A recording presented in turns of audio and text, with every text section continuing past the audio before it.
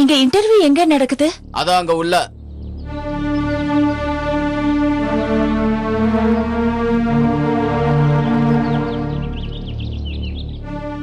Sir, நான் இன்டர்வியூக்காக வந்திருக்கேன். நான் சின்ன முதலாளியை பார்க்கணும். சின்ன முதலாளி உள்ள இருக்காரு, அங்கே போய் உட்காருங்க. நிறைய பேர் இன்டர்வியூக்கு வந்திருக்காங்க. மாதூர் இங்க வாங்க. சின்ன முதலாளி புரிஞ்சிருச்சு முதலாளி. என்னையா புரிஞ்சுது இப்போ? நான் மறுபடியும் ஏதோ தப்பு பண்ணிட்டேன் அதானே. ஏன் முதலாளி, அப்படி நான் என்ன தப்பு பண்ணேன்?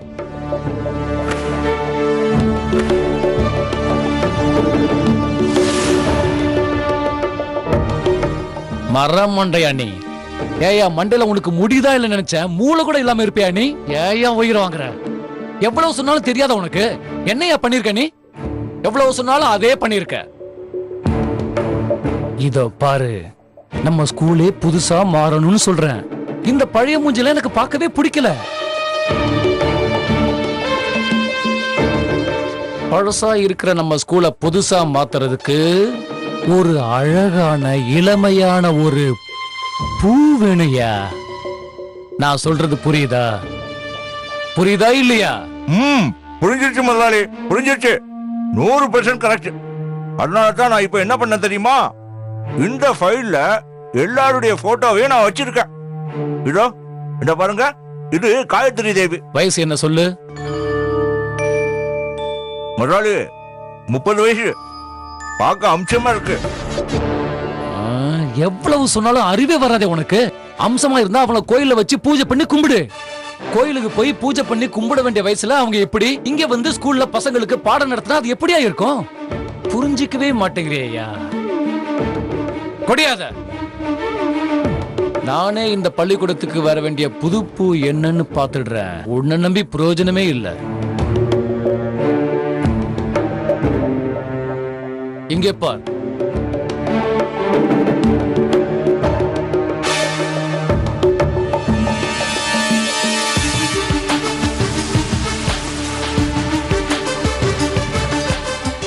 இத பார்த்தாலே கண்ணுக்கு அழகா இல்ல? இவ மட்டும் நம்ம பள்ளிக்கூடத்துக்கு வந்துட்டா எல்லாருக்கும் முன்னால நான் பாடம் கத்துக்குவேன். நில்லையா? இப்ப எதுக்கு முதலாளி? வெளியவே நில்லுன்ற. ஓ நிக்கிறேனே. புரிஞ்சும் புரியாத மாதிரி இருக்கானே இவன். இங்க ராதிகாரமா? நான் தான். உங்களை சின்ன முதலாளி கூப்பிடுறாரு. நீங்க உட்காருங்க. Ladies first. Sir, Radhe Radhe.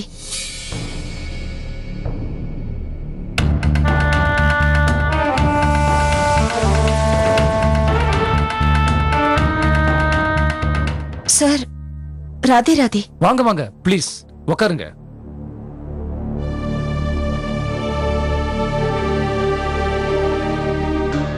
ரொம்ப நன்றி. ஆமா, உங்க பேர் என்ன? ராதிகா மகா பண்டிதர். ராதிகா மகா பண்டிதரா? மகா பண்டிதர் உங்க அப்பாவா? இல்ல இல்ல, என் புருஷனோட பேரு.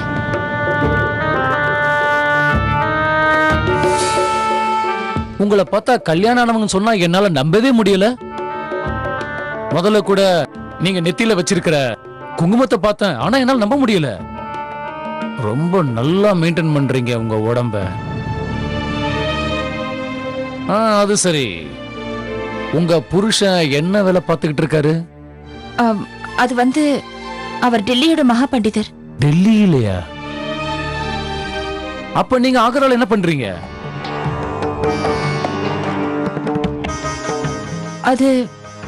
அது வந்து சில வருஷங்களுக்கு முன்னாடி என் புருஷன் டெல்லியில இருந்து இங்க ஆக்ராக்கு வந்துட்டாரு. அதோட நான் அவரை கடந்த 5 வருஷங்களா இங்க தான் தேடிட்டு இருக்கேன். ஓ ஓ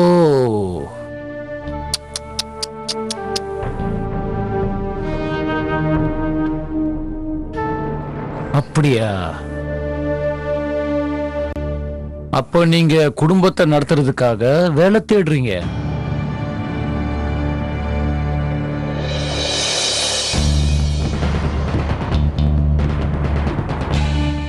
இத பாருங்க ராதிகா, நீங்க புருஷனை பத்தி கவலைப்படாதீங்க, உங்க குடும்பத்தை பத்தி கவலைப்படாதீங்க.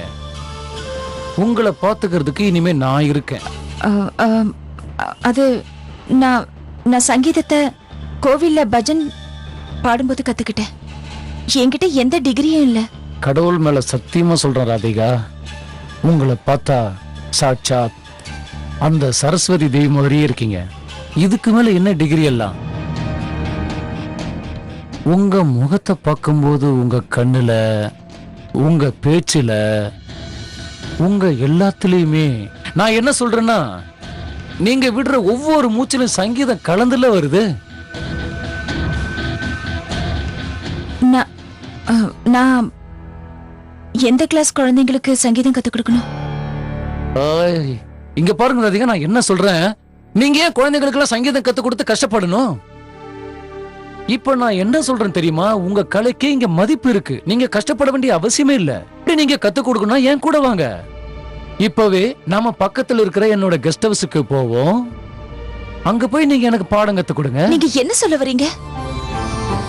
உங்களுக்கு புரியலன்னு நினைக்கிறேன்.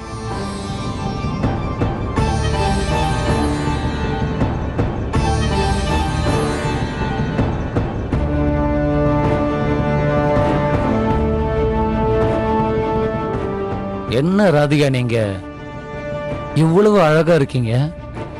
உங்க குடும்ப பொறுப்பை நீங்க எந்தவித கஷ்டம் இல்லாம நடத்துறதுக்கு வீட்டை விட்டு வெளியே வந்தா கொஞ்சம் அட்ஜஸ்ட் பண்ணணும்ல.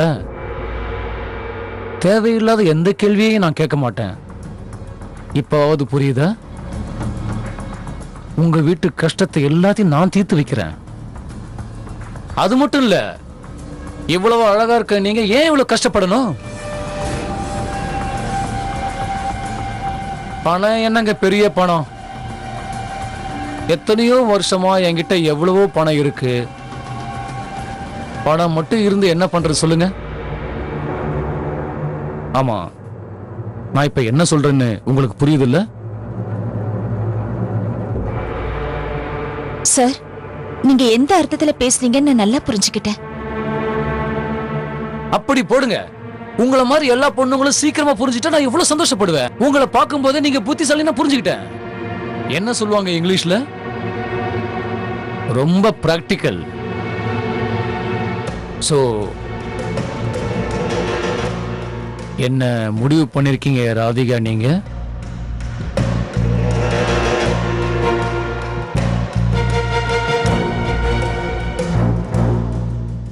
நீங்க என் கூட கொஞ்சம் வெளியில வரீங்களா? வரேன்னு.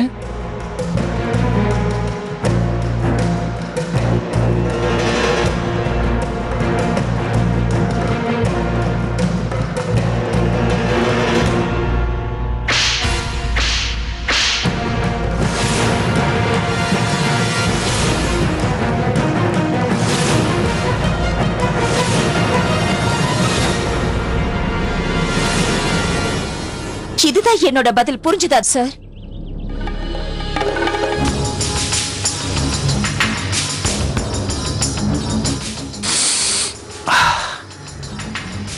என்ன பார்த்துட்டு இருக்கீங்க? ஒருத்தர உள்ள அனுப்புங்க. இந்த வேலை கண்டிப்பா கிடைச்சிரும்னு எல்லாரும் எவ்வளவு நம்பிக்கையா இருந்தாங்க. இப்ப நான் என்ன பண்ணுவேன்? வீட்டுல இருக்கிறவங்களுக்கெல்லாம் நான் என்ன பதில் சொல்லுவேன்? பாட்டிமாக்கு எத்தனை வருஷமா மருந்து கொடுத்துட்டு இருக்கோம். ஆனா என்ன ஆச்சு? உங்க பெரிய மனசால அவங்க வைத்தியத்துக்கு பணத்தை கொடுக்கறீங்க. ஆனா என்ன பிரயோஜனம்? அக்கா அக்கா வேணுமா?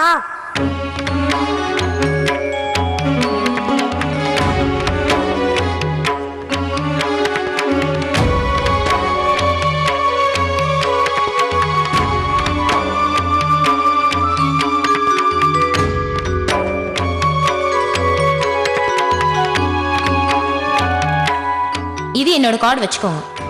நீங்க என்னை எப்ப வேணாலும் வந்து பார்க்கலாம். எங்க அம்மா இருக்காங்க, அவங்க சொன்னா யாரா இருந்தாலும் வேலை கொடுப்பாங்க. அக்கா அக்கா வேணுமா?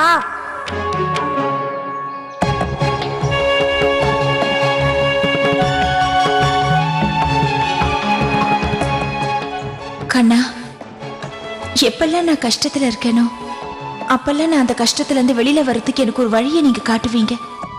ஆனா என் புருஷன் விஷயத்துல மட்டும் ஏன் நீங்க ஒரு அந்நியன் மாதிரி இருந்து பாக்குறீங்க? இன்னும் எவ்வளவு நாளைக்கு தான் என்னோட பக்தியை சோதிச்சு பார்க்க போறீங்க? வணக்கம் என்னால் நீமா. விவேக், பசங்களை கூப்பிட்டு வாங்களே, அவங்க பேரண்ட்ஸ் வந்துட்டாங்க.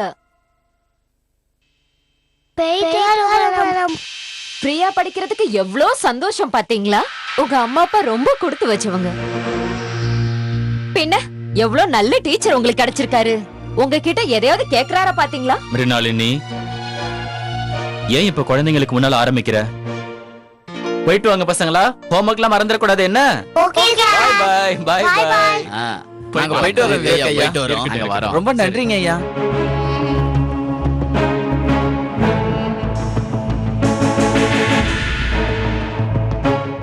என்ன ஆச்சு? இன்னைக்காவது வேலை கிடைச்சதா? உன்னை பார்த்தாலே யாரும் வேலை கொடுக்க மாட்டாங்க. உன்னோட தலையெழுத்து கேவலமா இருக்கிறதுனாலதான் கடவுளோட ஆசீர்வாதம் கூட உனக்கு கிடைக்க மாட்டேங்குது இல்ல? மிருணாளினி, சின்ன மருமக இப்பதான் வீட்டுக்குள்ள நுழையறா, அதுக்குள்ள ஆரம்பிச்சிட்டியா? விவேக், ராதிகா இதே மாதிரி வேலை இல்லாம வீட்டுக்கு திரும்பி வந்துகிட்டே இருந்தா கூடிய சீக்கிரம் நம்ம எல்லாரும் தண்ணிய குடிச்சிட்டு வாழ வேண்டிய நிலைமை வந்துரும் போல இருக்கே. அடிக்கடி சொல்லுவாளே தலையெழுத்து படிதான் எல்லாமே நடக்கும்னு. ஆனா இப்போ வேலை கிடைக்க கூடாதுன்னு தலையெழுத்து போல இருக்கு. என்ன நடக்குமோ? இங்க பாரு விவேக். அட சின்ன மருமகளே, நீ எப்ப வந்த? வேலை கிடைச்சதா? இல்லம்மா. ஆனா நீங்க ஒண்ணும் கவலைப்படாதீங்கம்மா. நாளைக்கு நான் ஒரு இன்டர்வியூக்கு போறேன்ல, அது கண்டிப்பா எனக்கு கிடைச்சிடும். இல்ல சின்ன மருமகளே, உனக்கு வேலை கிடைக்கலன்னு நான் இப்ப எந்த கவலையும் படல. உன் நிலைமையை பார்த்துதான் கவலையா இருக்கு. நம்ம குடும்பத்தை காப்பாத்தணுங்கிறதுக்காக நீ எந்த அளவுக்கு கஷ்டப்பட்டிருக்க. இல்லம்மா, நீங்க இதை நினைச்சுதான் கவலைப்படுறீங்களா? எனக்கு எந்த கஷ்டமும் இல்லம்மா. என் குடும்பத்தோட சந்தோஷத்துக்காகவும் அமைதிக்காகவும் தான் நான் வழி தேடுறேன். நீங்க வேணா பாருங்களேன், நாளைக்கு நான் போற இன்டர்வியூல கண்டிப்பா எனக்கு அந்த வேலை கிடைச்சிடும். உனக்கு கிடைக்கும்னு எனக்கு தெரியும். கண்ணன் தான் உனக்கு துணை இருக்காரே. நல்லா இருமா. அம்மா, பாட்டிமா எங்க இருக்காங்க? அவங்க ரூம்ல தான் இருக்காங்க.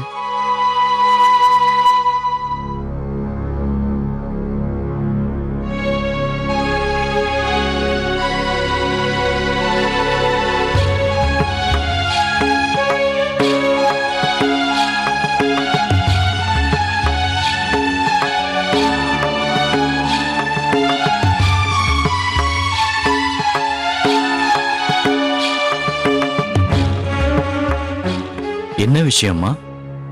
ஏன் ரொம்ப கவலையா இருக்கீங்க? ஒண்ணு இல்லப்பா, ஒரு சின்ன விஷயம் யோசிச்சேன். பித்ரு தானம் கொடுக்கிற அமாவாசை வருது. அப்பா, அப்பாவுக்கு திதி கொடுக்கறதோட சேர்த்து அப்பாவுக்கும் சேர்த்து என்னம்மா? உங்க அப்பாவுக்கு திதி கொடுக்கறதோட சேர்த்து தேவாவுக்கும் கொடுத்துடலாமான்னு யோசிக்கிறேன். அவன் ஆத்மாவுக்கு சாந்தி கிடைக்கணும். என்னம்மா இப்படி சொல்றீங்க? பித்ருதிதி அவனுக்கும் கொடுக்கணும்னா என்னம்மா சொல்றீங்க? அவன் இந்த உலகத்தை விட்டு போயிருக்கணும்ல. ஆனா ராதிகா தேவா இன்னும் உயிரோட இருக்கான்னு தானே நம்பிக்கிட்டு இருக்கா. அவளை எப்படி சமாதானப்படுத்துவீங்க? அவளுக்கு புரிய வச்சுதான் ஆகணும். எடுத்து சொல்லி புரிய வைக்கணும். 5 வருஷமும் ஓடி போச்சு. இன்னமும் சின்ன மருமகளோட சேர்ந்து நாம சும்மா இருக்க முடியாது. ஏன் நீயே சொல்லேன்பா. ஒருவேளை தேவா உயிரோட இருந்திருந்தா இதுவரைக்கும் வந்திருக்க மாட்டானா? இல்லப்பா, எனக்கு அவன் இருக்காங்கிற நம்பிக்கையே இல்ல. நம்ம தேவா நம்மளை விட்டு போயிட்டான். தேவாவுக்கு நிச்சயமா ஏதோ ஒண்ணு ஆயிருக்கு. அவன் ஆத்மா சாந்தி அடையணும்னா நாம இந்த பூஜையை செஞ்சே ஆகணும். இல்லம்மா, இந்த பூஜை நடக்காது.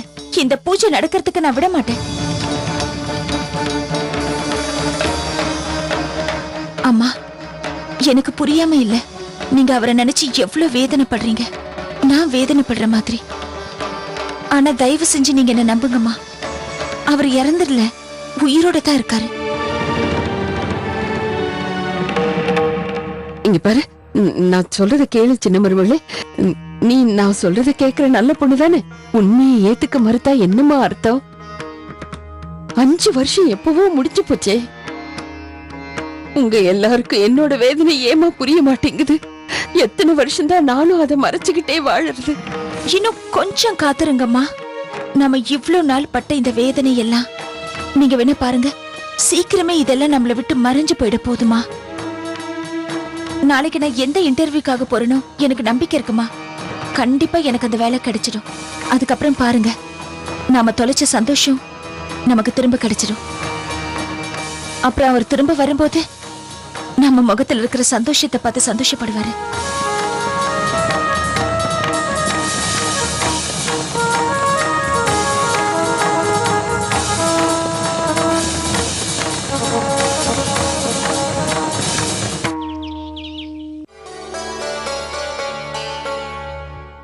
ராதே ராதே பாபா. அலேக் நிரஞ்சன், உன்னை பார்த்ததுல எனக்கு ரொம்ப சந்தோஷம்மா.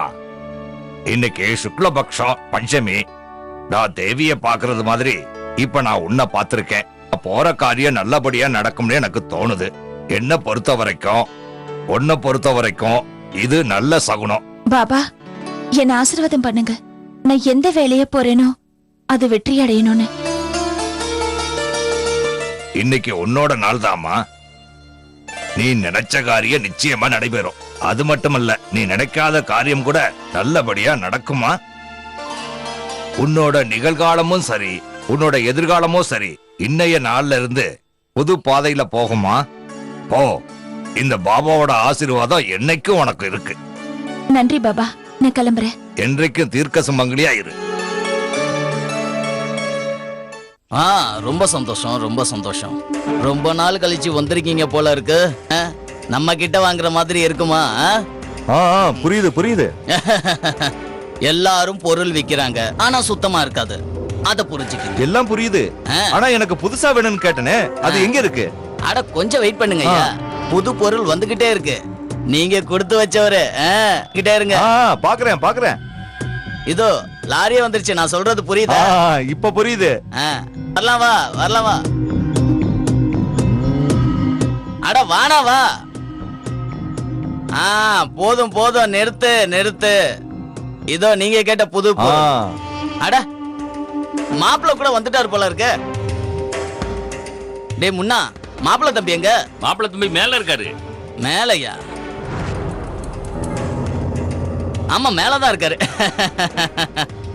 மாப்பிள்ள தம்பி வணக்கம்.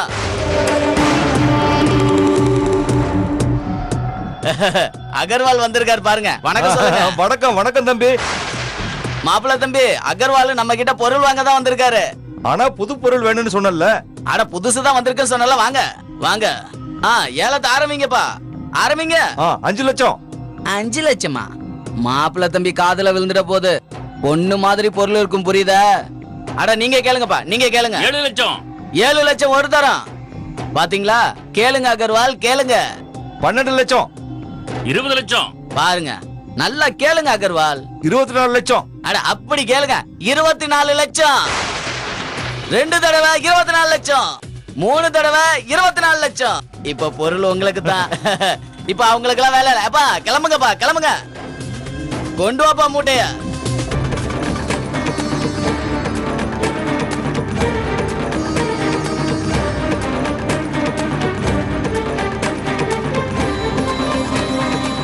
இதுல 10 கிலோ கம்மியா இருக்கு. அட என்ன பெருசா சொல்றீங்க? ஏதாவது தப்பா இருக்கும். எப்பா அடுத்த மூட்டையை கொண்டாப்பா. இத பாரு, எடை எப்படி இருக்குன்னு. அட இதுலயும் 10 கிலோ கம்மியா இருக்கு. என்ன மாப்பிள்ள தம்பி, எல்லாத்துலயும் 10 கிலோ கம்மியா இருக்க.